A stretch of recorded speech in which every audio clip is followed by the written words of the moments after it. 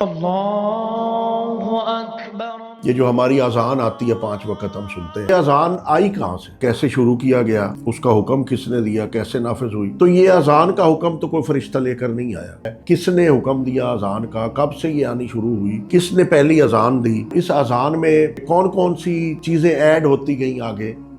اعوذ باللہ من الشیطان الرجیم، بسم اللہ الرحمن الرحیم۔ السلام علیکم ناظرین، آج آپ کے سامنے میں ایک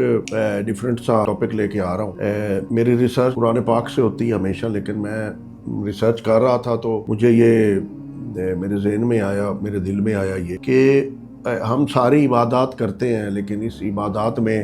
ایک عبادت ہماری ایسی ہے کہ جس کے بارے میں ہمیں یہ جاننے کی ضرورت ہے کہ وہ کہاں سے آئی، اسے کیسے شروع کیا گیا، اس کا حکم کس نے دیا، کیسے نافذ ہوئی۔ تو ناظرین، میں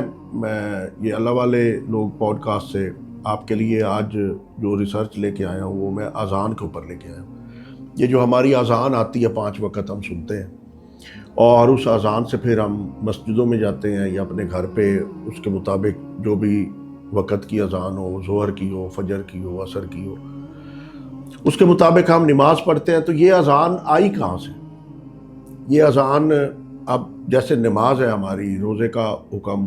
جو ہے وہ قرآن پاک میں ہے، باقاعدہ ٹائم بتایا ہوا ہے اللہ تعالیٰ نے۔ اسی طریقے سے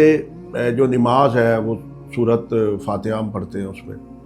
اور پھر ہم اس کے آگے کوئی ایک سورت ملا لیتے ہیں، سورت اخلاص، سورت ناس، کوئی بھی، اور پھر ہم رکوع کرتے ہیں، پھر سجدہ کرتے ہیں۔ یہ ساری یعنی چیزیں تو ہمیں قرآن پاک میں بہت ساری بتائی گئی ہیں۔ نماز کا طریقہ رسول اللہ صلی اللہ علیہ وسلم کو آ کے فرشتوں نے سکھایا تھا۔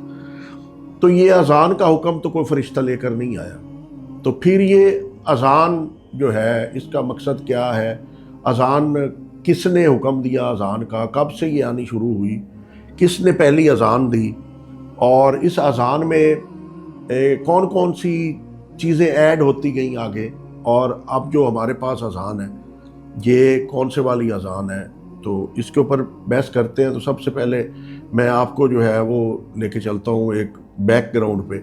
کہ جب رسول اللہ صلی اللہ علیہ وسلم پر نماز کا حکم ہوا کہ آپ نماز پڑھیں، تو ہوتا یہ تھا کہ جب مدینے میں رسول اللہ صلی اللہ علیہ وسلم چلے گئے تو وہاں پہ یہ سچویشن ہوتی تھی کہ نمازیوں کو وقت کا کوئی علم نہیں ہوتا تھا خاص۔ تو وہ آ کے مسجد میں دیروں ٹائم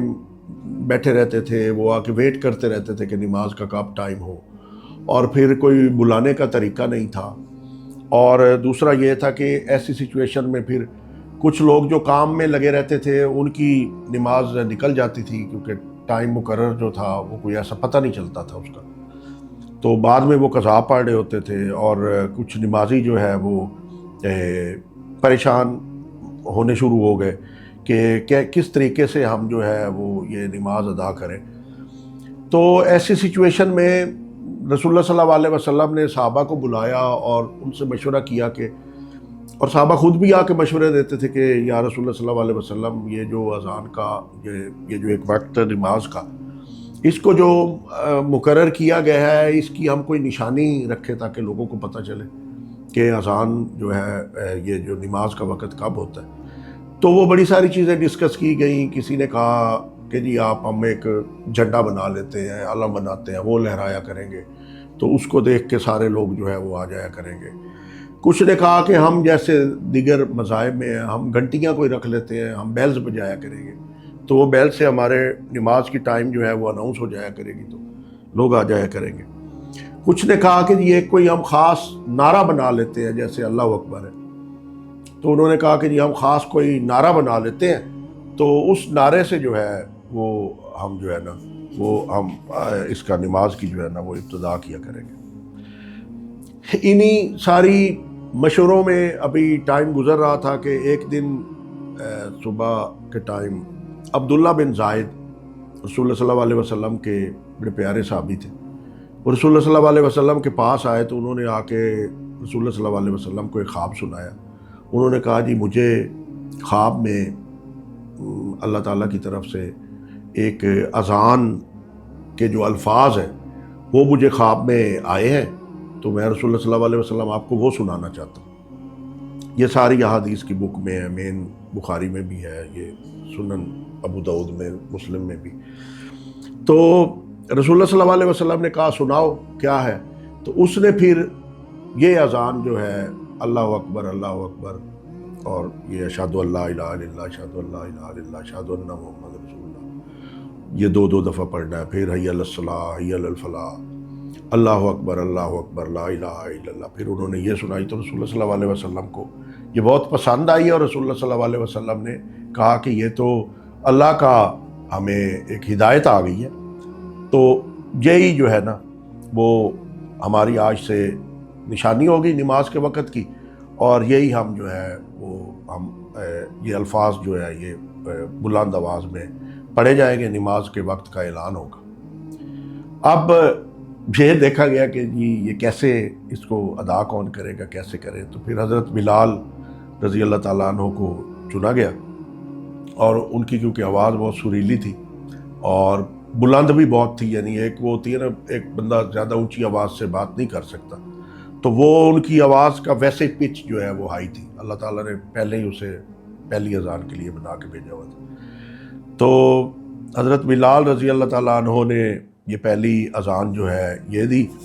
और उसके बाद जो है ये फिर आगे अजान का सिलसिला शुरू हो गया। अब नाज़रीन मैं आपको एक चीज़ और बताना चाह रहा हूँ कि इस अजान का एक तो मकसद ये था कि नमाज का टाइम जो है वो वक़्त मुकर्रर किया जाए, लेकिन अल्लाह ताला ने जो अब्दुल्ला बिन ज़ाहिद के ख्वाब में ये जो अल्फाज दिए, उन अल्फाज से जब हमारी अजान आती है तो सबसे पहले ये अजान हमें तौहीद का नकारा बजाती है कि अल्लाह बहुत बड़ा है, अल्लाहु अकबर, और अल्लाह बहुत बड़ा है ये कहा जाता है, और एंड पे फिर इसमें कहा जाता है कि अल्लाह के सिवा कोई मबूद नहीं है और अल्लाह बहुत बड़ा है। यानी अल्लाह की तौहीद का ऐलान है बाकायदा इस अजान में। नमाज पढ़ने से पहले अल्लाह की मनादी होती है, अल्लाह की तौहीद की, और फिर उसके बाद रसूलुल्लाह सल्लल्लाहु अलैहि वसल्लम की रिसालत का इकरार किया जाता है कि हम शहादत देते हैं कि रसूलुल्लाह सल्लल्लाहु अलैहि वसल्लम जो है वो अल्लाह ताला के नबी हैं और पैगम्बर हैं। यानी तौहीद के बाद इसमें फिर रिसालत भी आ जाती है। फिर इसमें जो है वो हय्या अलल फलाह, यानी आओ फलाह की तरफ, ये एक बुलावा है कि जी हम जो है वो नेकी की तरफ आए, और हय्या अलस सलाह यानी नमाज आओ नमाज पढ़ो, इसमें बाकायदा वो आवाज़ दी जाती है कि नमाज का लफ्ज़ बीच में यूज़ किया जाता है कि आप नमाज की तरफ आ जाओ और ये नेकी है और ये नेकी की तरफ आ जाओ, अल्लाह ताला बहुत बड़ा है, और फिर एंड इसका तौहीद पे किया जाता है। तो नाज़रीन ये नमाज की बेसिकली इसमें तौहीद, रिसालत, और फिर आपको नमाज का ऐलान, और एक यानी नमाज की फिर इबादत की इसमें वो तारीफ़ भी की गई कि वो फलाह है, आप आ जाओ पढ़ने के लिए। तो ये हमारा एक ऐलान मुकर्रर हो गया नमाज का। उसके बाद इस अजान में जो है वो फिर इजाफे किए गए, और ये पहला इजाफा जो हुआ वो हज़रत अबू बकर सिद्दीक़ रज़ी अल्लाह ताला अन्हु के दौर में हुआ। उन्होंने जो फजर की नमाज थी उसमें हय्या अला अस्सलातु खैरुम मिनन नौम, उन्होंने ये वर्ड जो है ये ऐड किया कि सुबह की नमाज जो है उसमें वो लोग सोए रहते थे, गाफिल रहते थे, नमाज़ क़ज़ा हो जाती थी। तो ये एक उन्होंने लोगों को डराने के लिए या अल्लाह का पैगाम पहुंचाने के लिए उन्होंने बीच में ये ऐड करवाया कि नमाज जो है वो नींद से बेहतर है, गाफिलो जागो, नमाज अदा करो, और सोना तो कब्र में भी है जाके फिर लंबा ही सोए रहना है। तो ये उन्होंने एक एडिशन की, और उसके बाद एक शिया एडिशन है। शिया एडिशन ये है कि वो कहते हैं कि जैसे गदीर के मौके पर रसूलुल्लाह सल्लल्लाहु अलैहि वसल्लम ने मौला अली का अनाउंस कर दिया था कि मौला अली जो है वो अल्लाह के वली है, और एक वलायत का उन्होंने ऐलान किया था। तो वो उन्होंने अपनी अजान में, ये कोई एविडेंस नहीं मिलती ये स्टार्ट किसने किया था। शियों की अजान में ये वलायत का ऐलान, और ये जो वो कहते हैं कि अस्सलातो यानी अशहदु अन्ना अलीयन वलीउल्लाह, और फिर कहते हैं हय्या अला खैरुल अमल, ये जो दो वर्ड है खैरुल अमल, ये तो पहले ही नेकी के लिए यानी अजान जो आई थी अब्दुल्ला बिन ज़ाहिद को ख्वाबों में, वो भी है कि नमाज़ पढ़ने और नेकी करने आओ, लेकिन ये अमलन नेकी की ये इन्होंने दावत एक बीच में एक सेंटेंस ऐड कर दिया, اور مولا علی کی جو ولایت ہے اس کا انہوں نے ایڈ کیا. یہ کس نے کیا؟ یہ کسی کو ہسٹری میں نہیں ملتا، لیکن یہ روایت بنتا اب وہ شیعوں کی جو اذان ہے وہ ہمارے پاس مولا علی کی ولایت کے ساتھ، یعنی اللہ تعالیٰ کی توحید، رسول اللہ صلی اللہ علیہ وسلم کی رسالت کا اعلان، اور پھر ولایت کا اعلان، اور پھر نماز کا بلاوا، اور پھر نیکیوں کی طرف بلاوا، اور اچھے اعمال کی طرف جو ہے وہ بلاوا، اور پھر اینڈ پہ توحید. تو یہ شیعوں کی اذان ہوگی، اور دوسری سنیوں کی ہے اذان، اس میں جو ہے وہ الصلاۃ خیر من النوم کا اضافہ کیا گیا. اب میں آپ لوگوں کو بتاؤں کہ یہ جو دیگر مذاہب ہیں وہ اپنے لوگوں کو عبادت کے لیے کیسے بلاتے ہیں. تو سب سے پہلے کیونکہ بہت بڑی کمیونٹی ہے دنیا کے اوپر عیسائیوں کی، تو عیسائی جو ہیں یہ جب اپنی عبادات کرتے ہیں تو یہ وہاں پہ ان کی بیلیں آتی ہیں، وہ ٹن ٹن کی آواز، جیسے سکولوں میں ایک گھنٹی بجتی ہے تو اس ٹائپ کی ان کی آوازیں آتی ہیں. ہندو جو ہے انہوں نے وہ ٹلیاں لگائی ہوتی ہیں، وہ جا کے ایسے ایسے اپنے مندروں میں بجاتے ہیں، لیکن وہ کوئی عبادت کا خاص ٹائم ان کا نہیں ہوتا. وہ بس جو ہے نا وہ جب وہاں پہ پریزنس ہوتے ہیں یا وہاں پہ داخل ہوتے ہیں مندروں میں تو وہ ٹلیاں بجاتے ہیں. پھر اسی طریقے سے بدھ مت جو ہے وہ بھی ان کے ہاں بھی یہی ٹلیاں جو ہندوؤں کی اور ہندو بجاتے ہیں، وہ بدھ مت بھی وہی ہیں. یہ یعنی تینوں مذہب جو ہیں، عیسائی، ہندو